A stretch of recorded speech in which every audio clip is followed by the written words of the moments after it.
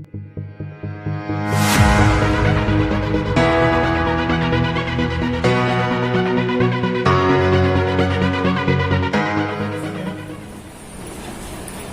Psychology ప్రకారము ఎంతవరకు మీరు రిసీవ్ చేసుకోగలరో, అంటే మీరు ఎంతవరకు గ్రహించి అర్థం చేసుకోగలరో నాకు బాగా తెలుసు.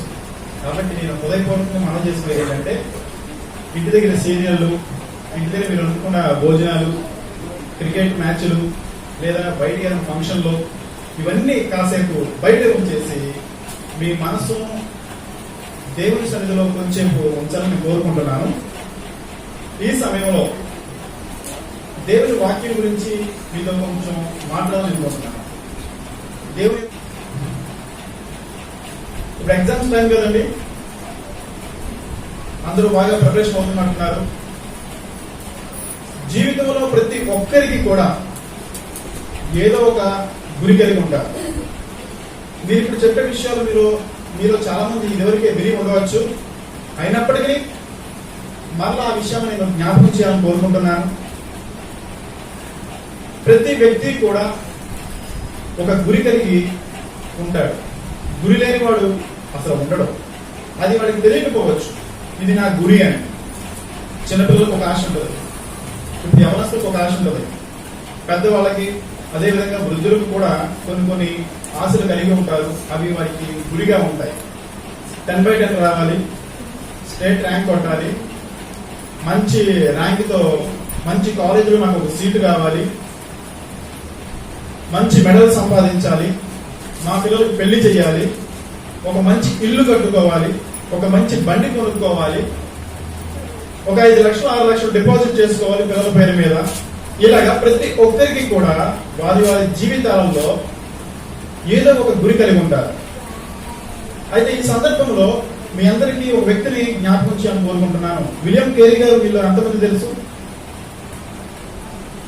అవును, తెలియని వారు ఉండకపోవచ్చు, కానీ విలియం కేరీ గారి గురించి నేను చెప్పడం లేదు. మరొక వ్యక్తి ఉన్నాడు, ఎరిక్ హెన్రీ లీడిల్. ఈ పేరు చాలా తక్కువగా విని ఉంటారు. అయినప్పటికీ నీతిమంతులను జ్ఞాపకం చేసుకోవడం మనకి మంచిది కదా. అందువల్ల ఆయన యొక్క జీవితంలో జరిగిన ఒక విషయాన్ని మీకు జ్ఞాపకం చేయాలని కోరుకుంటున్నాను. 1924 సంవత్సరంలో జరిగిన ఒలింపిక్ గేమ్స్ లో 1924లో జరిగిన ఒలింపిక్ గేమ్స్ లో ఆయన పార్టిసిపేట్ చేసినప్పుడు రన్నింగ్ కాంపిటీషన్స్ లో పాల్గొంటాడు. పరుగు పందెము. ఈ పరుగు పందెంలో ఆయన పార్టిసిపేట్ చేసినప్పుడు ఆయనకి చాలా ఇష్టమైన ఏంటంటే 100 మీటర్ల పరుగు పందెం. ఇక్కడ యవనస్తులు కూడా ఉన్నారు, చదువుకున్న వాళ్ళు ఉన్నారు, చదువుతున్న వాళ్ళు కూడా ఉన్నారు, కాబట్టి అర్థం చేసుకుంటామని కోరుకుంటున్నాను. ఆ 100 మీటర్ల పరుగు పందెం అంటే ఆయనకి చాలా ఇష్టం. అయితే కరెక్ట్ గా ఆ 100 మీటర్ల పరుగు పందెం ఏ రోజు వచ్చింది తెలుసా అండి? సండే, ఆదివారం రోజు వచ్చింది. ఆదివారం రోజు వచ్చిన ఆ యొక్క కాంపిటీషన్ ని ఆయన నిరాకరించాడు. ఆయన పార్టిసిపేట్ చేయలే. ఎందుకంటే ఆదివారం మనం ఏం చేయాలండి? ఖచ్చితంగా మరి ప్రత్యేకించి దేవుని సన్నిధికి మనం వెళ్ళి ఆయన్ని ఆరాధించవలసిన సమయం. కేవలం ఆదివారం మాత్రమే కాదు, ప్రతి దినము ప్రతి గడియ కూడా మనం ఎంతో కృతజ్ఞత కలిగి మనం ఆయన నిత్యం కూడా ఆరాధించే వారిగా ఉండడం దేవుడు కోరుకుంటున్నాడు. అయితే ఒక సమయము, సంఘ సహవాసము, పరిశుద్ధుల సహవాసం మనకి కావాలి. కాబట్టి మనం ప్రత్యేకించి ఆదివారము దేవుని సన్నిధిలో గడపడానికి ఇష్టపడుతున్నాం. అదే ఆదివారము ఆ కాంపిటీషన్ రావడం వల్ల ఎరిక్ లీడిల్ ఆ యొక్క కాంపిటీషన్ ఆయన పాల్గొనలేదు, నిరాకరించాడు. చాలా మంది స్నేహితులు హెచ్చరిక చేశారు, అరే నీకు ఎంతో ఇష్టమైంది కదా ఇది, మనం ఎందుకు పార్టిసిపేట్ చేయట్లేదు అని బంధువులు, స్నేహితులు అందరూ కూడా, ఇరుగు పొరుగు వాళ్ళు అందరూ కాల్ చేయడము, అంటే ఆ రోజుల్లో ఉన్న పరిస్థితిని బట్టి అందరూ ఆయన చివాట్లు పెట్టడం కూడా జరిగింది. ఒకసారి ఊహించుకోండి, రాగా వస్తాయి ఒలింపిక్ గేమ్స్. దేశానికి ఒక్కొక్క కేటగిరీలో ఒక్కొక్క వ్యక్తి పార్టిసిపేట్ చేస్తారు. అటువంటి గొప్ప ప్రోగ్రామ్ లో అతను నిరాకరించడం అనేది ఎంతవరకు సంభవం అంటారు? బుద్ధి జ్ఞానం ఉన్న ఎవ్వరూ కూడా అటువంటి పని చెయ్యరు. అది ఈ లోకం మాట. కానీ లేఖనం ఏం సెలవిస్తుందంటే, కేవలము ఆయన మీద మాత్రమే ఆధారపడి మనం ఉండాలని, దేవునికి మాత్రమే మనము విలువివ్వాలని స్పష్టంగా వాక్యం మనం తెలియజేస్తుంది. 100 మీటర్లు అయిపోయింది, ఆయన పార్టిసిపేట్ చేయలేదు. మరొక రోజు 400 మీటర్ల పరుగు పందెం వచ్చింది, దాంట్లో ఆయన పార్టిసిపేట్ చేశారు. అయితే పార్టిసిపేట్ చేసే ముందు మీ అందరికీ తెలిసే ఉంటుంది, పరుగు పందెంలో ఒక గీత గీస్తారు, దాని దగ్గర అందరూ పొజిషన్ లో కూర్చొని ఉంటారు. మీరు ఊహించుకుంటే మంచిది, మీకు అర్థమవుతుంది. గన్ షాట్ రిలీజ్ అవ్వగానే వాళ్ళందరూ వేగంగా వారి యొక్క గమ్యాన్ని చేరుకోవడం కోసం పరిగెడుతూ ఉంటారు. అటువంటి సందర్భం అందరూ పొజిషన్ లో ఉన్నారు. ఇంకొక 2 సెకండ్స్ లో గన్ పెరుగుతుంది, అందరూ పరిగెత్తడానికి సిద్ధంగా ఉన్నారు. అటువంటి సమయంలో ఒక వ్యక్తి వచ్చి, ఒక అధికారి వచ్చి ఎరిక్ లీడిల్ కి ఒక కాగితాన్ని ఇస్తాడు. ఆ కాగితాన్ని పట్టుకొని చదివే సమయం ఉందంటారు, ఇక్కడ చదివే సమయం లేదు, స్టార్ట్ అవుతుంది. ఎందుకంటే ఆ రోజుల్లో ఎలా ఉండేదంటే పరుగు పందెంలో వాళ్ళ దేశమే గెలవాలని వేరే దేశాల వాళ్ళు ఏం చేస్తూ ఉండేవాళ్ళు అంటే బంగారు నాగలో విసిరి వేయడం, వాళ్ళ దృష్టి మరలించడం కోసం వాళ్ళు రకరకాల ప్రయత్నాలు చేసేవాళ్ళు. ఇప్పుడు అటువంటి లేవనుకోండి, కానీ ఆ రోజుల్లో ఉండేవి. కాబట్టి ఒక్క సెకండ్ కూడా వాళ్ళ కను దృష్టి వేరే వైపు చూడకూడదు. 100% కూడా కంప్లీట్ గా ముందున్న గమ్యం వైపు చూడాలి. వాళ్ళ మనస్సు ఏకాగ్రత కలిగి ఉండాలి. అటువంటి సమయంలో ఒక వ్యక్తి వచ్చి ఒక ఆయుధం ఇచ్చాడు, చేతితో పట్టుకున్నాడు. చదివే సమయం లేక గన్ షాట్ రిలీజ్ అవ్వగానే వేగంతో పరిగెత్తాడు. మరి ప్రతి దేశంలో పార్టిసిపేట్ చేసే వాళ్ళు కూడా గెలవాలని పరిగెడతారా, ఓడిపోవాలని పరిగెడతారండి? అదే విధంగా ఎరిక్ గారు కూడా అదే విధంగా గెలవడం కోసమే పరిగెత్తారు. కానీ చాలా మంది ఉంటారుగా మంచి సామర్థ్యం కలిగిన వాళ్ళు. ఇంతకుముందు ఆయన ఒక 200 మీటర్ల పరుగు పందెంలో పార్టిసిపేట్ చేసినప్పుడు బ్రౌన్స్ మెడల్ వచ్చింది. అయితే ఎవరైనా సరే సిల్వర్ కోసం బ్రౌన్స్ కోసం పరిగెడతారండి.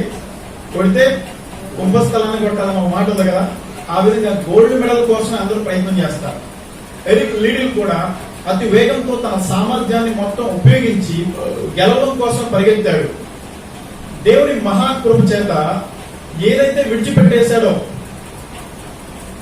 పోతే పోయిందిలే, అది నాకు అవసరం లేదు అని చెప్పేసి ఆయన 400 మీటర్ల పరుగు పందెంలో పార్టిసిపేట్ చేశాడు. దేవుని కృప చేత అతను ఫస్ట్ వచ్చాడండి. దేవునికి స్తోత్రం కలుగును గాక. గోల్డ్ మెడల్ సాధించాడు ఎరిక్ లీడిల్. సంతోషం అంటారా ఈ విషయం?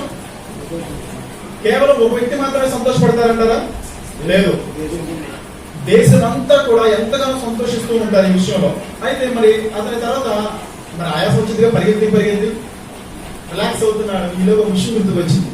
ఎవరో వచ్చి ఒక కాగితం ఇచ్చారుగా, ఆ కాగితం ఏంటి అని చెప్పేసి అప్పుడు జ్ఞాపకం వచ్చి ఆయన చూడడం జరిగింది.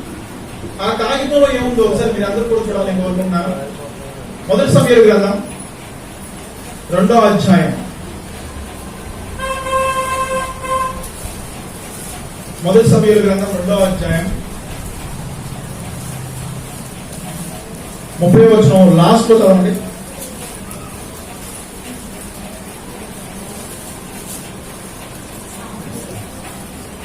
ఇప్పుడు అది నా మనసులో కేవలం ప్రతికూలమైనది కావున యెహోవాకు ఎదురుగా నన్ను కనపరచు వారు నేను కనపరుచును, నన్ను తృణీకరించు వారు తృణీకరముందును. ఆమేన్.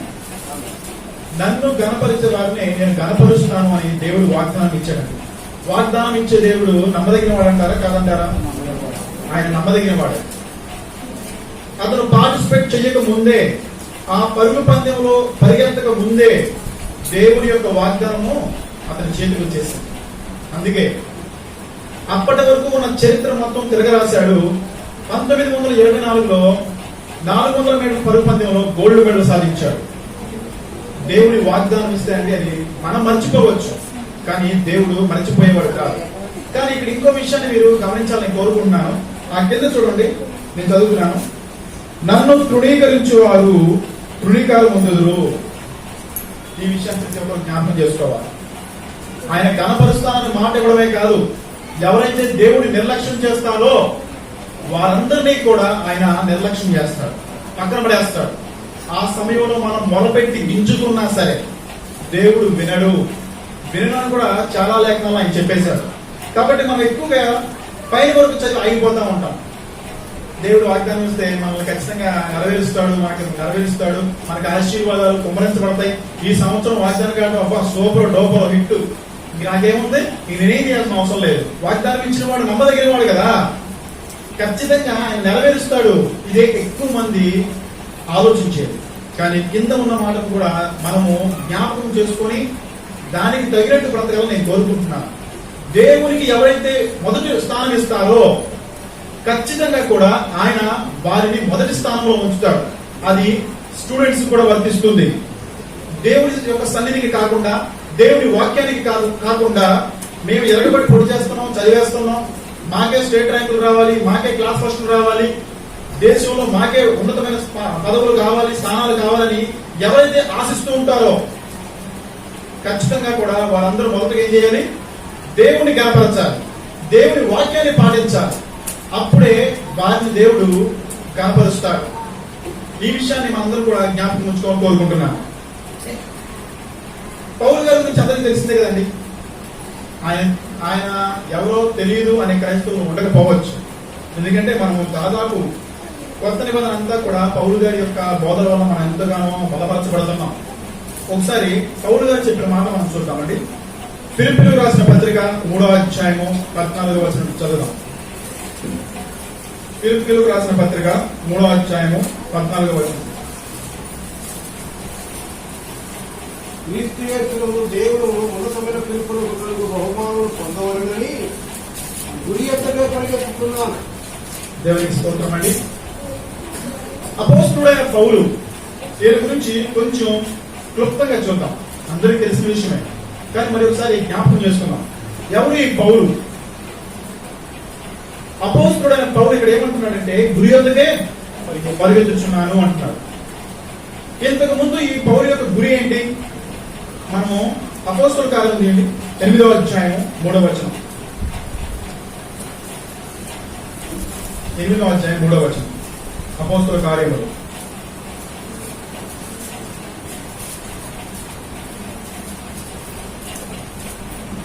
పౌలైతే ఇంటికి వచ్చి పురుషులను స్త్రీలను ఈడ్చుకొని పోయి చెరసాలలో వేయించి సంఘమును పాడు చేస్తున్నారు. ఏం చేస్తున్నాడండి? సంఘమును పాడు చేస్తున్నారు. దేవుడు తన స్వరక్తమిచ్చి సంపాదించిన సంఘాన్ని అపోస్తలుడైన పౌలు, ఆయన తర్వాత అపోస్తలుగా పిలువబడ్డాడు, అంతకు ముందు సౌలుగా పిలువబడ్డాడు. అప్పుడు ఏం చేస్తున్నాడంట? దేవుని యొక్క సంఘాన్ని పాడు చేస్తున్నాడు.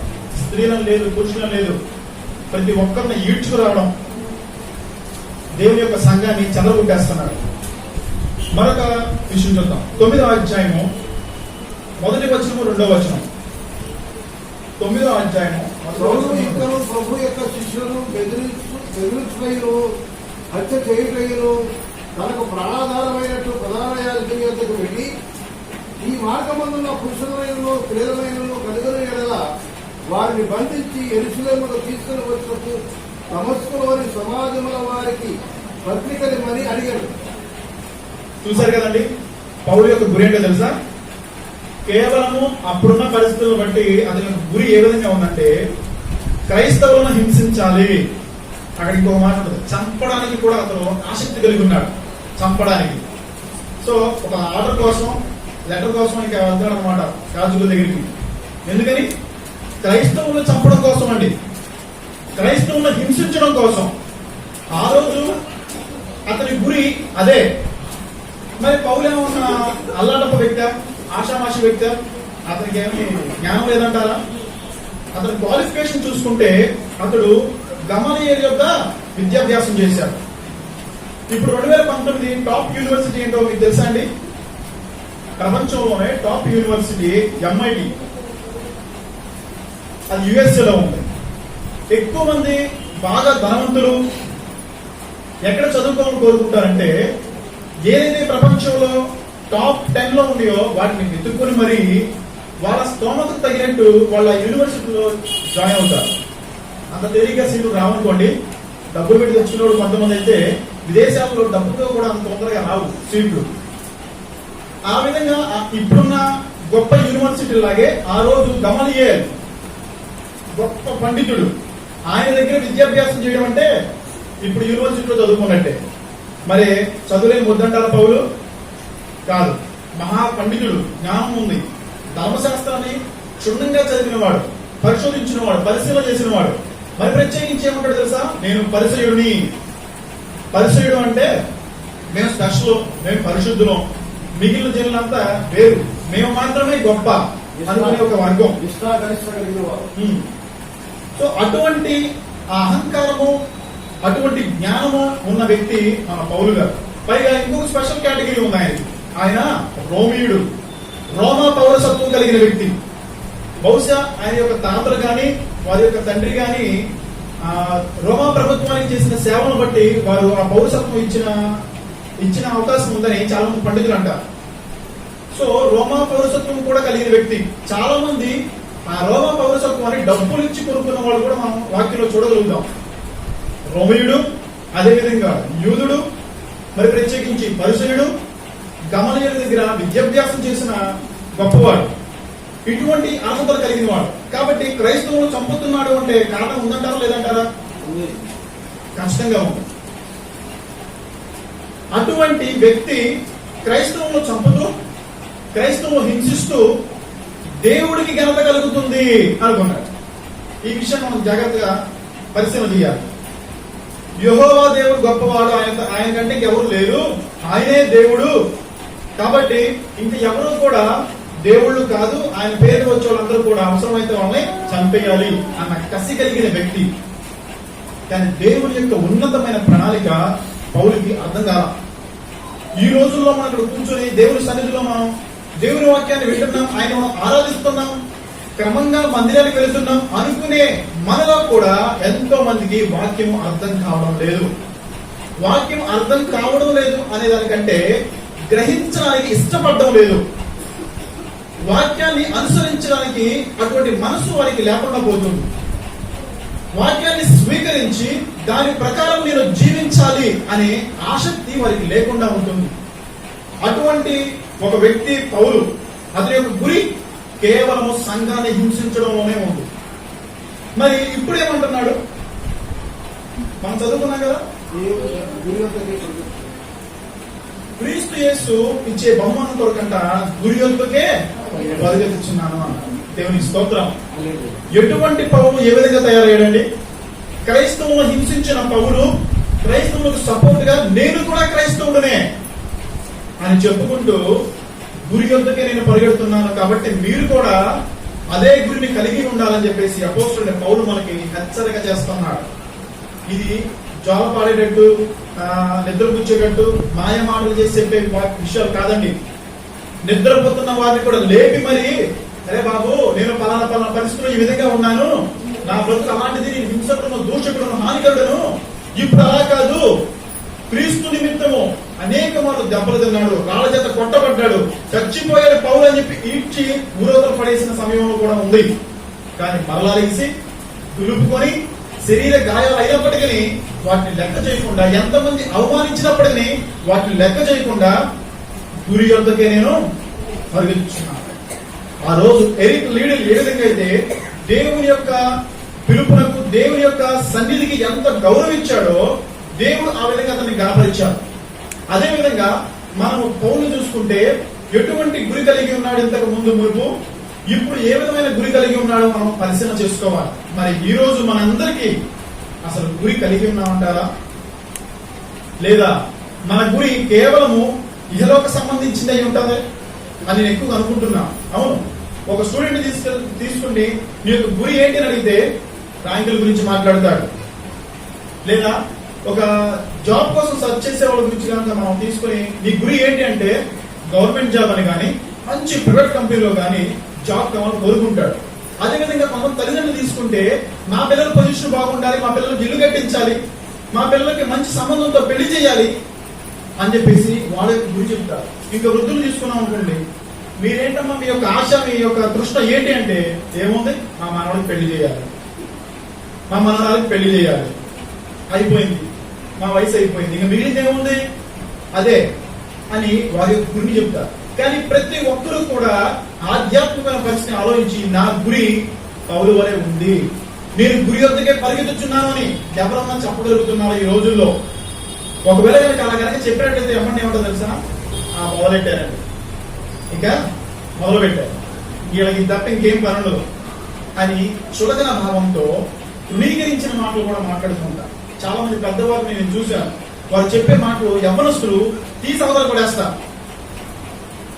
ఇరుగు పొరుగు వాళ్ళు, బంధుమిత్రులు, సమాజం అంతా వాళ్ళ తాతలకి, వాళ్ళ అమ్మమ్మలకి, వాళ్ళ తల్లికి, వాళ్ళ తండ్రికి ఇచ్చే విలువ చూస్తే ఒక విధంగా ఉంటుంది, వాళ్ళ బిడ్డలు చూస్తే ఒక విధంగా ఉంటుంది. తీసి అవతలేస్తారు. ఎప్పుడు వినేదే కదా తాత, ఎప్పుడు వినేదే కదమ్మా, విని బోరు పడుతుంది. ఒకవేళ బయటికి అనకపోవచ్చు, కానీ అంతరంగంలో అనుకున్న ప్రతి విషయాన్ని దేవుడు ఖచ్చితంగా చూస్తాడు. ఏ విధంగా అయితే దేవుడి యొక్క మాటలకు విలువించి మనం దేవుడిని గణపరచడానికి ఇష్టపడతామో ఖచ్చితంగా దేవుడు వారిని ఆశీర్వదిస్తాడు. మొదటిగా నీ యొక్క గురి ఏ విధంగా ఉంటుందో దాన్ని బేస్ చేసుకుని మిగిలినవి ఉంటాయి. ఎరిక్ లీడర్ గురించి నేను మాట్లాడాను. అంటే ఒలింపిక్ గేమ్స్ లో ఆయన మెడల్ సాధించి అది ఒకటే అనుకుంటారు, ఆయన గురి కాదు. జస్ట్ అది ఒక పార్ట్ మాత్రమే. మెడల్ సంపాదించాడు, ప్రపంచం అంతా గొప్పగా చెప్పుకున్నారు. ఒక పేజీ కూడా చరిత్రలో రికార్డ్ అయింది. 1981లో ఒక మూవీ కూడా తీశారు ఆయన పేరు మీద. ఎందుకు తీశారు తెలుసా? ఒలింపిక్ మెడల్ కొట్టుకున్నందుకు కాదండి, కేవలం దాని నిమిత్తం మాత్రమే మూవీ తీలా. అతను అన్నింటినీ పక్కన పెట్టి ఒక మిషనరీగా చైనాకు వెళ్ళారు. దేవుడిచ్చిన సువార్త ఏదైతే యేసుక్రీస్తు అప్పగించిన బాధ్యత ఉందో చూసారా, సర్వలోకానికి వెళ్ళి మనం సువార్తను ప్రకటించాలి. అది జ్ఞాపకం చేసుకున్నాడు. క్రీస్తు యొక్క మాటలకు ఆకర్షింపబడ్డాడు. చైనా దేశానికి ఒక మిషనరీగా వెళ్ళాడు. అనేకులను క్రీస్తు వైపు తిప్పాడు. దేవునికి స్తోత్రం. కేవలము మెడల్స్ కోసము, డబ్బు కోసము, ఇల్లు కట్టుకోవడం కోసం, పెళ్లిళ్ళు చేసుకోవడం కోసం వీటి గురించి మాత్రమే ఆలోచన చేయాల. క్రీస్తు సువార్త తెలియక నశించిపోతున్న జనులను జ్ఞాపకం చేసుకున్నాడు. దేవుని యొక్క మాటను జ్ఞాపకం చేసుకుని నశించిపోతున్న జనుల దగ్గరికి వెళ్ళి ఆయన స్వార్థ ప్రకటన చేశాడు. కాబట్టే 1981లో దానికి సంబంధించిన మూవీ తీశారు. దేవుడు గనక తన బిడ్డల్ని అభిషేకించి గణపరచాలని ఇష్టపడితే ఎవరో తెలుసా అలా అడ్డుపడేది, ఆగిపోవడానికి మనమే. దేవుడు మనల్ని గణపరచకుండా మనమే అడ్డుపడుతూ ఉంటాం. దేవుని వాక్యం స్పష్టంగా చెబుతుంది ఆయన గణపరచాలని, ఆయనకి మొదటి స్థానం ఇవ్వాలని, కానీ మనము ఇవ్వం. కాబట్టి అనేక మంది ఈ రోజు ఆశీర్వాదాలను కోల్పోతున్నారు. ఏమన్నా అడిగామనుకోండి, ఎందుకు మీరు ఆశీర్వదింపలేకపోతున్నారు అంటే వెంటనే మాట అంటారు, ఏం చేద్దాం, అపవాదిగాడు ఇలా శోధిస్తున్నాడు, అపవాదిగాడు ఇలా ఇబ్బంది పెడుతున్నాడు. రైట్, వాడు చేయాల్సిన వాడు చేస్తూనే ఉంటాడు, కానీ నువ్వు చేయాల్సిన పని ఏంటి? అది కదా మనం జ్ఞాపకం చేసుకోవాల్సింది. అపోస్తుడైన పౌలు తన గురిని ఏ విధంగా మార్చుకున్నాడో అది మనం ఒకసారి చూద్దామండి. 9వ అధ్యాయం అనుకుంటా,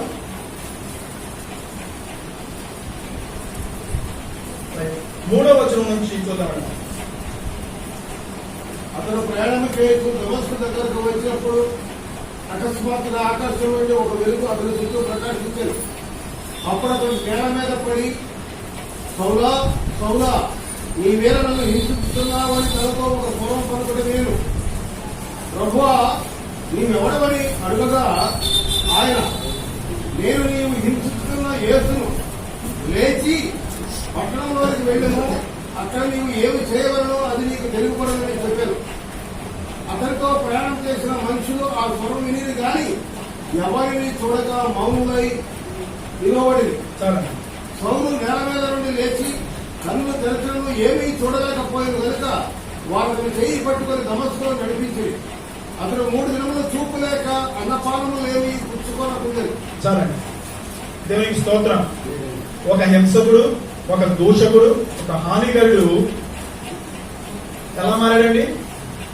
క్రీస్తు నిమిత్తము దెబ్బలు తినడానికి, అవమానించబడ్డానికి ఆ విధంగా తనను తాను సమర్పించుకున్నాడు.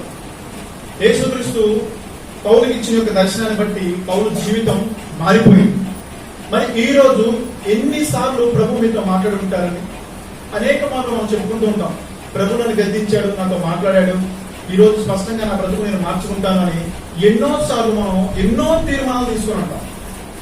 పౌలు తీసుకున్న తీర్మానం బ్రతుకుట విడిస్తే, మరి పౌలు తీసుకున్న ఒకే ఒక తీర్మానానికి కట్టుబడి ఉన్నాడు. మరి ఆ పౌరుని మనం ఈ రోజు మనం గౌరవిస్తూ ఎంతో గొప్పగా ఆయన గురించి మనం మాట్లాడుకుంటూ ఇతరులకు కూడా చెబుతూ ఉంటాం. కానీ అటువంటి పౌలు యొక్క తీర్మానం మనం తీసుకున్నామా? తీసుకున్న తీర్మానానికి మనం కట్టుబడి ఉన్నామా? మనం ఎటువంటి గురి కలిగి ఉన్నామో ఈ రోజు ఖచ్చితంగా ఆలోచన చేయవలసిన విషయం అండి. అశాశ్వతమైన గురి కలిగి ఉన్నామంటారా, లేకపోతే శాశ్వతమైన గురి కలిగి ఉన్నామంటారా? అది మనందరం కూడా ఆలోచన చేయాలి. మీ అందరికీ కూడా మిస్ వరల్డ్ గురించి తెలుసు కానీ, మిస్ వరల్డ్, మిస్ ఇండియా తిరుగులకు ఎక్కువ మంది తెలిసిన అవకాశం ఉంది. కోర్స్ క్వశ్చన్ తెలియకుండా ఉంటుంది అనుకోండి. ఒక మిస్ వరల్డ్ అవ్వాలంటే 2018లో అనుకుంటా దాదాపు 118 దేశాలకు సంబంధించిన అందగత్తెలు పార్టిసిపేట్ చేశారు. 118 దేశాలు, దేశానికి ఒకరు చొప్పున. అంటే వాళ్ళు గల్లీలో నుండి ఢిల్లీ వరకు ప్రతి ఒక్క స్టేట్ లో నుండి వాళ్ళు గెలిచి ఆ తర్వాత ప్రపంచవ్యాప్తంగా జరిగే పోటీలో పార్టిసిపేట్ చేస్తాం. మనం టైటిల్లో చూస్తాం మిస్ వరల్డ్. అందగత్తెల దాంట్లో పార్టిసిపేట్ చేస్తారన్నమాట. ప్రపంచంలో అందగత్తె ఎవరు అంటే ఫలానా సంవత్సరంలో ఫలానా వ్యక్తి అని చెప్పి అనుకుంటుంటారు. 68వ ఆవిడ మన ఇండియాకి సంబంధించింది పోయిన సంవత్సరం. ఎందుకు చెప్తున్నానంటే ఈ విషయాన్ని, క్షయమైపోయే కిరీటం కోసం వాళ్ళు ఎంత కష్టపడతారో తెలుసా అండి? క్షయమైపోయే కిరీటం కోసం, క్షయమైపోయే మెడల్స్ కోసం వాళ్ళు ఎంత కష్టపడతారంటే తిండి మానేస్తారు, డైటింగ్ చేస్తారు, పర్సనాలిటీ మెయింటైన్స్ చేసుకోవాలి. అదేవిధంగా కమ్యూనికేషన్స్ కూడా వాళ్ళు ప్రాక్టీస్ చేస్తారు.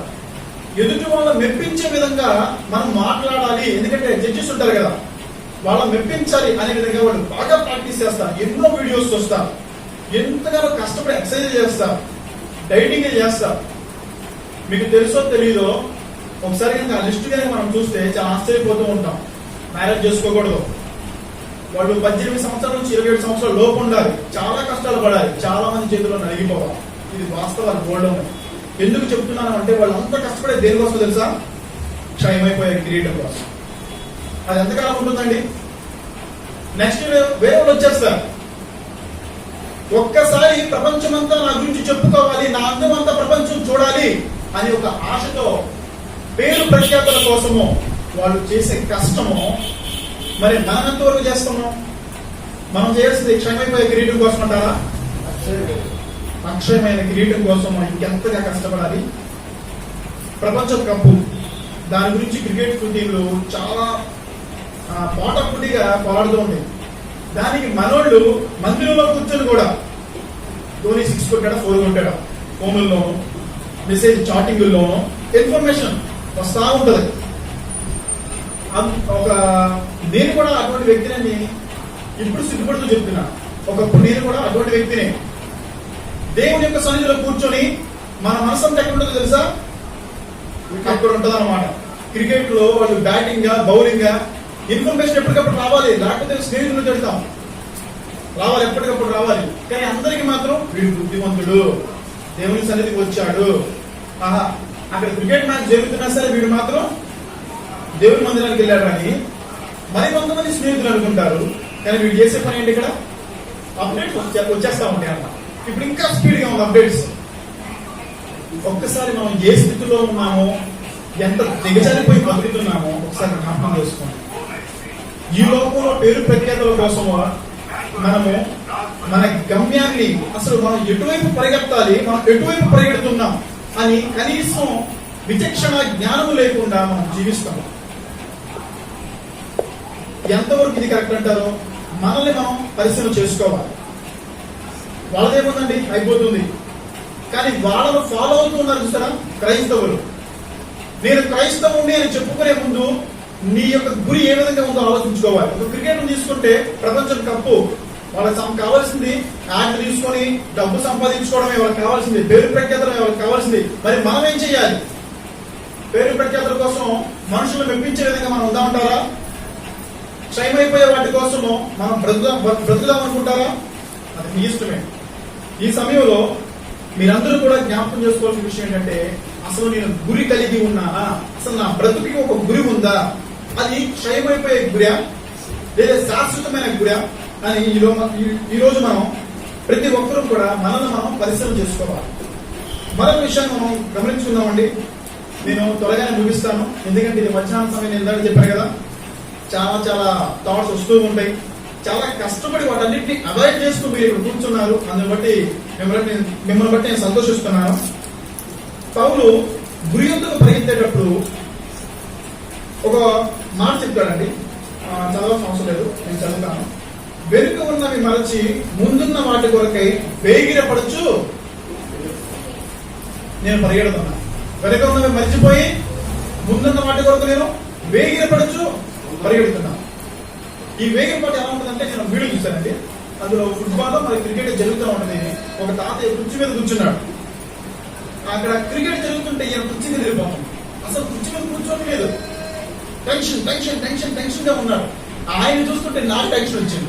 ఆ వీడియో చూస్తే నేను షేక్ అయిపోయాను. ఆ పక్కన గ్లాసులు ఫోన్ దద్దలు ఆడిపోతున్నాయి, టేబుల్ మొత్తం కదిలిపోతుంది. ఆయన అంత వేగం పడుతున్నాడు అనమాట. ఇది నెక్స్ట్ ఏంటి, గోలా సిక్స్. ఇంత వేగపాటుతో ఆయన క్షయమైపోయే వాటిని చూస్తున్నాడు. వారు ఈలోకపరమైన గురి కలిగి జీవిస్తున్నారు కాబట్టి వారు ఆ విషయంలో మరి వేగిరపాటు కలిగి ఉన్నారు. మరి మనమైతే దేవుని వాక్యాన్ని ఆచరించే విషయంలో అటువంటి వేగిరపాటు ఉందా? వెనుక ఉన్నవి మరిచిపోయి ముందున్న వాటి కొరకు, ఈ ముందున్న వాటి కొరకు అంటే ఇది ఒక సబ్జెక్టు, వాక్యాన్ని అనుసరిస్తూ దేవుని మహిమపరిచే విధంగా దేవుని కొరకు మనం బ్రతకాలని ఈ వేగిరపాటు మనలో ఉందా? ఈ సమయంలో మనం ఆలోచన చేసుకోవాలండి. చాలా మంది నేను గురి యొద్దకే పరిగెత్తుచున్నాను మీరు అందరూ అంటారు. నన్ను అడిగి నేను అదే మాట అంటాను, గురి యొద్దకే నేను పరిగెడుతున్నాను. అయితే మనం పరిశీలన చేసుకున్న విషయాల్లో ఒక 3 విషయాలు ఉంటాయి. వెనుక ఉన్నవి మరిచిపోయి ముందున్న వాటి కొరకు మనం పరిగెడుతున్నామా? మనలో మనం వేసుకోవాల్సిన ప్రశ్న. వెనుక ఉన్నవి మరిచిపోయి ముందున్న వాటి కొరకు మనం పరిగెడుతున్నామా? రెండవ ప్రశ్న, విడిచిపెట్టామని మర్చిపోయామని భ్రమతో పరిగెడుతున్నామా? విడిచిపెట్టేశాం, అన్నిటినీ మర్చిపోయాం అని భ్రమలో ఉండి పరిగెడతా ఉంటారు కొంతమంది. మరి అటువంటి కేటగిరీలో మనం ఉన్నామా? మూడో విషయం, విడిచిపెట్టకుండా, వాటన్నిటిని విడిచిపెట్టకుండా వాటితోనే గురి యొద్దకు పరిగెడుతున్నావా? ఒక్కసారి మీ అంతరంగాన్ని పరిశీలన చేసుకోండి. అన్ని మర్చిపోయాం, మేము బాప్తీసం తీసుకున్నాం, మా పాత జీవితం సమాధి చేయబడింది, ఇంకా ముందున్న వాటి కోసం మేము పరిగెడుతున్నాం అని పరిగెడుతూ కొన్ని సమయాల్లో మనం భ్రమలో ఉండి పరిగెడతాం. విడిచిపెట్టేశాం, అయిపోయింది, వదిలేశాం, మర్చిపోయాను, పాత విషయాన్ని ఆదిపెట్టేశాం, ఇంకేమన్నా ముందు గురి వద్దకే నేను పరిగెడుతున్నా, చాలా కసిగా ఉంటారు. కానీ తేడా చూస్తే ఏముంటుందంటే వాటితో కలిసి పరిగెడుతూ ఉంటాం. చిన్న ఎగ్జాంపుల్ అండి, మీ అందరికీ ఐగుప్తు దేశం గురించి తెలిసిందే కదా. మనకి ఆ స్టోరీ అంతా తెలిసిందే. దగ్గర 430 సంవత్సరాల పాటు వాళ్ళు బానిసత్వంలో ఉండి వెట్టి చాకిరీ చేస్తూ తరాలు ఎంత వేదనతో బాధపడుతూ ఉండి వాళ్ళు దేవునికి మొరపెట్టారంటే వాళ్ళ యొక్క మొరను దేవుడు చూశాడండి. వెంటనే వాళ్ళకు ఒక రక్షకుడిగా మోషే గారిని పంపించడం జరిగింది. మోషే గారి యొక్క సమక్షంలో వారిని విడిపించడం జరిగింది. అప్పటి వరకు వాడు ఎన్ని సంవత్సరాలు ఎంతగా మొరపెట్టుంటారండి. చాలా భయంకరమైన శ్రమలు వారు అనుభవించేట్టు మనం లేఖనాలు చూస్తూ ఉంటాం. అయితే అటువంటి సమయంలో గొప్ప విడుదల, వారికి బానిసత్వంలోంచి విడుదల, మనకి కూడా పాపం అనే బానిసత్వంలోంచి మనకి క్రీస్తు వారు తన రక్తంతో మనకు విడుదల కలిగించారు. మనం పాపానికి దాసులను కాదు, దానికి మనం బానిసలను కాదు, క్రీస్తు మనల్ని విడిపించాడు అని మనము మన గమ్యం చేరుకోవడం కోసం గురికరించి మోషే గారు వారందరినీ నడిపిస్తున్నాడు. సుమారు 6 లక్షల మంది కాల్బలం, మనందరికీ తెలిసిందే. కాల్బలం అంటే యుద్ధం చేయడానికి సిద్ధంగా ఉన్నవాళ్ళు. ఇంకా మరి పిల్లలు ఉంటారు, పెద్దలు ఉంటారు, వృద్ధులు ఉంటారు, ఇలా చాలా మంది ఉన్నారు. ఈ దగ్గర 25 నుంచి 30 లక్షల జనం వరకు మోషే గారు నడిపిస్తున్నాడు. ఈలోకి ఎర్ర సముద్రం అడ్డు వచ్చేసింది. వెనకేమున్నారు? ఫరో సైన్యం ఉన్నారు. ముందేముంది? ఎర్ర సముద్రం. అయిపోయాం, ఇక మొదలెట్టారండి సనుగుడు. ఐగుప్తులో సమాధులు లేవనుకుంటున్నావా మోషే? ఐగుప్తులో సమాధులు లేవని ఇక్కడ తీసుకొచ్చావా మమ్మల్ని అని మోషే మీద వాళ్ళు సనగడము, రాళ్లతో కొట్టడానికి కూడా వాళ్ళు ప్రయత్నం చేసిన సందర్భాలు మనం గమనించాలి. అక్కడ 10 అద్భుతాలు చేశాడు కదా ఐగుప్తులో. రక్తంగా మార్చాడు నైల్ నది. మరి ఒక నది మొత్తం రక్తంగా మారడం అంటే చిన్న విషయమా? దేవుడి యొక్క అద్భుత కార్యాలను వారు 10 చూసినప్పటికీ వారి యొక్క జ్ఞానము ఏమైపోయింది? కళ్ళు మూసుకుపోయింది. అంతటి గొప్ప దైవజనుడి వాళ్ళు ఏమంటున్నారు? సంపదని తీసుకొచ్చావా? ఐగుప్తులో సమాధానం ఎవరనుకుంటున్నావా? వీళ్ళకి ఐగుప్తులో సమాధానం నచ్చినట్టు ఉన్నాయి. అదేంటి కరెక్ట్. మరి ప్రపంచంలో గొప్ప సమాధానం అయ్యే కదా, వీళ్ళకి అవి నచ్చినట్టు ఉన్నాయి. మరి వాటిని జ్ఞాపకం చేసుకున్నారు. మరోసారి కొంతకాలం ముందుకు వెళ్ళిపోయారు. అక్కడ వాళ్ళకి బాగా ఆకలేస్తుంది. ఏమన్నా తెలుసా? మాంసమేనా? మీ ఇంటి దగ్గర కోడి మేక ఇవన్నీ అలాగే ఉంటాయండి. పాద ప్రమాణం త్వరలో వెళ్ళిపోదురు. వాళ్ళకు కూడా ఐగుప్తు దేశంలో ఉన్న మాంసం గుర్తుకొచ్చిందంట, చేపలు గుర్తుకొచ్చినాయి అంట. అక్కడైతే మేము శుభ్రంగా మాంసం తినేవాళ్ళం, ఇక్కడ ఆకలి బాధతో మమ్మల్ని చావడానికి తీసుకొచ్చావు ఈ అరణ్యంలో మోషే అని మరలా సనగడం మొదలు పెట్టారు. ఇంకొంతకాలం కొంత దూరం ముందుకెళ్ళారు. అక్కడ మంచినీళ్ళని దాహం వేస్తుంది. వీళ్ళకి అప్పుడు కూడా జ్ఞాపకం రాలేదండి ఆయన చేసిన అద్భుత కార్యాలు. మళ్ళీ ఏం మొదలు పెట్టారు? దప్పికి చేత చంపడానికి తీసుకొచ్చావా మోషే ఐగుప్తు దేశం నుంచి? వీళ్ళ హృదయం అంతా ఎక్కడుందండి? ఐగుప్తులో విడిచిపెట్టేశాం, వదిలేశాం అని వచ్చేసి మేము కనాను దేశాన్ని స్వతంత్రించుకుంటాం అంటూ ఉన్నారు. కానీ మనసులో ఏముంది? ఐగుప్తు ఉండిపోయింది. ఈరోజు మనలో ఎంతమంది రక్షింపబడినప్పుడు అనేకమైన వాగ్దానాలు చేస్తూ ఉంటాం సేవకులతో, ముఖ్యంగా దేవుని ముందు. నేను ఇక్కడ నుంచి సినిమాలు చూడను, ఇక్కడ నుంచి నేను నాటికలు చూడను, అల్లరితో ఇటువంటి వ్యర్థమైన విషయాలు నేను పార్టిసిపేట్ చేయను అని మనందరం కూడా తీర్మానాలు చేసుకుంటూ ఉంటాం. దేవుని ముందు మనం పాటిస్తాం. బూతులు నేను విధంగా మాట్లాడను, ఎవరిని అపహాస్యము చెయ్యను, ఎవరిని కించపరచును, ఎవరిని గాయపరచును, ప్రజలితే క్రీస్తు కొరకే అని అనేకమైన తీర్మానాలు తీసుకుంటాం. కానీ చివరికి ఏమవుతుంది? మరలా ఐగుప్తు. అసలు నేను ఎవడో తెలుసా మీకు? ఏంటి ఎవడో నువ్వు? అలానే క్యాస్ట్ ఉన్నారు. సిగ్గుండాలి క్యాస్ట్ గురించి మాట్లాడాలి. నేను ఇలాగే మాట్లాడు. సిగ్గుండాలి క్యాస్ట్ గురించి మాట్లాడాలి. ఎవడో ముక్కు మొహం తెలియని ఒక అనామకుడు తీసుకొచ్చి మీరు ఈ క్యాస్ట్ అని చెప్పి మన మీద వృద్ధితే ఆ క్యాస్ట్ ని కాళ్ళు ఎగరేసుకుని గర్వంగా చెప్పుకుంటాం. నేను పలానా క్యాస్ట్, పలానా తరపులు నేను అని. నీ డబ్బు, నీ అధికారము, నీ కులము దేవునికి ఎన్నికైందంటారా? ఎందుకులేంది. కోటితో సమానం. ఈ సౌదరేస్తాను. అసలు కోటితో ప్రజలకి అవకాశం లేదు. నీచమైనదిగా ఎంచుతాడు ఆయన. కానీ ఈ రోజు మనం వేటిని చూసి అతిశయపడుతున్నాం? డబ్బును చూసి, కులాన్ని చూసి, అందాన్ని చూసి, మన యొక్క టాలెంట్ ను చూసి, మన బ్యాంక్ బ్యాలెన్స్ ను చూసి, మన వెనక ఉన్న పలుకుబడి వ్యక్తులను చూసి మనం అతిశయపడుతున్నాం. విడిచిపెట్టేశాం, అన్నింటినీ మర్చిపోయాం అని మనము రక్షింపబడినప్పుడు తీర్మానం తీసుకున్న తీర్మానాలు ఏమైపోయాయి? ఈ సమయంలో ప్రతి ఒక్కరు కూడా ఆలోచన చేయాలని కోరుకుంటున్నాం. రక్షింపబడలేని నీవైతే ఈ రోజు ఎన్నిసార్లు అనుకుని ఉంటావు? వచ్చే వారం తీసుకుంటాను, వచ్చే నెల తీసుకుంటాను, వచ్చే సంవత్సరం నేను తీసుకుంటానండి. ఏది బాప్తీసం తీసుకోవాలి, వీళ్ళు మునగాలి కదా నీటిలో. ఆ మునగడానికి కూడా ఒక కార్యక్రమం అన్నమాట. పలానా టైంలో పెట్టుకుంటారు. కానీ నేనే చివరి దినం అయితే ఈ రోజే నువ్వు చస్తే ఎక్కడికి వెళ్తారు? తిరుగు లేకుండా వెళ్తారు. మొహమాటం లేకుండా చెప్తున్నా. నిత్య నరకానికి హ్యాపీగా వెళ్ళచ్చు. ఎవరో నుంచొని మాట్లాడుతున్నారని మీరు అనుకుంటున్నారా? ఇక్కడ నుంచొని ప్రతి ఒక్కరు కూడా మట్టి ఘటమే. కానీ పరిశుద్ధాత్ముడు మాట్లాడిస్తేనే కార్యాలు చూపుతారు. మీ అంతరంగంలో మీ పాపాన్ని మీరు ఒప్పుకున్నప్పుడే మీరు రక్షింపబడతారు. ప్రభువైన యేసుక్రీస్తు ఇచ్చిన ఆ యొక్క రక్తమును ఈరోజు చాలా మంది స్వీకరించిపోవచ్చు. చుట్టూ ఉన్న సమాజంలో ఎంతమంది ఉన్నారు? అంతెందుకు మన పక్కన ఇప్పటిదాకా మోగినీగా అక్కడ ఎంతమంది రక్షింపబడి ఉంటారంటారు? ఒకవేళ రక్షింపబడి కూడా అక్కడ అటువంటి కార్యక్రమంలో కనుక ఉంటే ఎక్కడికి వెళ్తారంట? అక్కడికే పోతారు. సో విడిచిపెట్టేసామని చెప్పుకుంటూ మీరు ఇంకా పాతవి వాటిని పట్టుకుని మా అమ్మ చెప్పింది, మా అమ్మమ్మ చెప్పింది, మా పాదిరి గారు చెప్పారు, మా తల్లి సంఘం చెప్పింది అని సాకులు చెప్పడం కుదరదు. ఇక్కడ ఎవరు చెప్పినా సరే వాక్యం దాన్ని సపోర్ట్ చేస్తుందా, సపోర్ట్ చేయడం లేదా? నేను కూడా ఆరంభ జీవితంలో నా ఇంట్లో నాకు అనేక మార్లు నా ఇరుగు పొరుగు కూడా ఇలాగే చెయ్యాలరా, ఇది మన పెద్దలు చెప్పింది, మన పూర్వీకులు చెప్పారు అంటూ ఉంటారు. మరి లేకపోతే మనం చెప్పడం లేదు కదా. మనం ఎవరి మాట వినాలి? పెద్దోళ్ళ మాట వినాలా? వాక్య ప్రకారం మనం జీవించాలి. ఎవరైతే లేఖనాలను అనుసరించి బ్రతుకుతారో వారిని దేవుడు కనపరుస్తాడు, వారిని దేవుడు తన రాజ్యంలో స్వీకరిస్తాడు. అలా కాకుండా నేను మందుకే బానిస అవుతాను, సినిమాలకే బానిసనవుతాను, నేను వ్యభిచారానికే బానిసనవుతాను, నేను దేవుని మాట కంటే మనుషుల మాటకి నేను విలువిస్తానని దైవ సేవకులు చెప్పినా సరే ధిక్కరించి గనక వాక్యాన్ని వ్యతిరేకించి మనం మనకు నచ్చినట్టే చేసుకుంటే ఖచ్చితంగా కూడా దేవుని మనం మెప్పించలేము.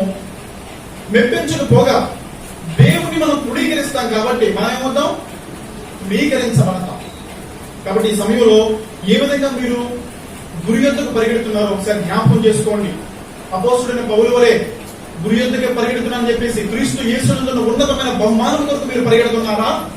లేకపోతే పిల్లల పెళ్లిల కోసము, మంచి స్టేట్ ర్యాంకుల కోసము, లేదా ఇల్లు కోసము, బ్యాంకు బ్యాలెన్స్ల కోసము, వీటి కోసం మీరు పరిగెడుతూ విడిచిపెట్టేసాం వదిలేసాం అనుకున్న ఆచార వ్యవహారాలు, ఈ లోక సంబంధమైన కార్యక్రమాల్లో పార్టిసిపేట్ చేస్తూ మీరు ముందుకు సాగిపోతున్నారు.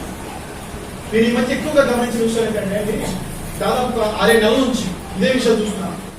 పెళ్లికి లేదా పెళ్లి చేసుకునే వారికి, తర్వాత చేసుకునే వారికి నేను హెచ్చరిక చేస్తున్నానండి. మనమే కాదు, హెచ్చరిక చేస్తున్నా.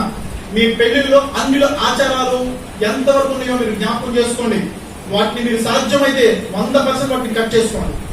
లేకపోతే తెలుసుకోండి, ప్రభు దగ్గర క్షమాపణ కోరుకోండి, ఆయన క్షమిస్తాడు. ఆయన ద్వేషించి పక్కకు చూసేస్తాడంటారా? లేదు. నీవు ఈ రోజు కనుక నీ పాపాన్ని కనుక ఒప్పుకుంటే, ప్రభువా నేను పొరపాటు చేశాను, తెలియ చేశాను, నాకు తప్పక చేశాను అని మీరు ఎవరైనా సరే అనుకుంటే ప్రభువుని క్షమాపణ కోరుకోండి. ఎటువంటి పరిస్థితులైనా సరే, అది ఒక పెళ్లి విషయం గురించి కాకపోవచ్చు, సినిమాలు అయి ఉండొచ్చు, నాటికలు అయి ఉండొచ్చు, పితృల యొక్క ఆచారాలు ఇంకా మేము పాటిస్తాం, మేము పొద్దున లేసి ముగ్గు ఖచ్చితంగా వేస్తాం, ఇది మాకు అలవాటు, దిష్టి బొమ్మలు పెట్టుకుంటాం, అవసరమైతే మా ఇంటికి వేసుకుంటే ఆయన ఫోటో తగిలిస్తాం. ఇటువంటి మూర్ఖ తత్వం కలిగిన వాళ్ళు ఇటువంటి ఆచారంలో ఉంటే విడిచిపెట్టేసి మనం అన్నింటినీ విడిచిపెట్టాలి, వాటిని మరిచిపోవాలి, ముందున్న వాటి కొరకు వేగిరపడి మనం పరిగెత్తాలి. ఐగుప్తు దేశం ఇశ్రాయేలులో ఉండిపోయింది కాబట్టి ఏమైందో తెలుసా? అక్కడ నుండి బయలుదేరిన లక్షలాది జనం అంతా మార్గమే సరుగుతూ మొత్తం అంతే. 2 మాత్రమే చేరారండి. మరి పేరండి యెహోషువ, కాలేబులు. ఒక సిచ్యువేషన్ జ్ఞాపకం చేస్తారు. కనాన దేశంలో ఉన్న వారిని వేగి చూడడానికి ఈ వేగుల వారిని మోషే పంపించినప్పుడు అక్కడ ఉన్న సమాచారం వీళ్ళు తీసుకొచ్చినప్పుడు 12 మంది పంపిస్తే 10 మంది నెగిటివ్ గా చెప్పారు. మరి బాబు వాళ్ళు చూస్తే తాడి చెట్లు అంత ఎత్తున్నారు, మనం మిడతలాగా ఉన్నాం, ఇంకేమైనా ఉందా, ఒక ద్రాక్షకి 2 మోసుకెళ్తున్నారు, మనం అయితే కింద రాలిపోతాము అని వారిని వారు వారి యొక్క భౌతిక స్వరూపాలు చూసుకొని భయపడి దేవుణ్ణి మరిచిపోయి వారు మోషతో చెప్తారు, మన వల్ల కాదు, మనం ఇక్కడే చచ్చిపోవడమే అని చెప్పారు. కానీ యెహోషువ కాలం ఏం చేశారు? వాళ్ళకి ఆఫ్టర్ మన వెనక ఎవరున్నారు? జీవన దేవుడు ఉన్నాడు. 2 సంవత్సరాలు అందరితో యుద్ధాలు చేసి మన పక్షాన దేవుడు చేశాడు కాబట్టి వారిని కూడా మన చేతికి అప్పగిస్తారు అని చెప్పి వీళ్ళిద్దరూ బలంగా నమ్మారు. అందుకే చివరికి వీళ్ళిద్దరే కానాను దేశాన్ని చూడడానికి అవకాశం వచ్చింది.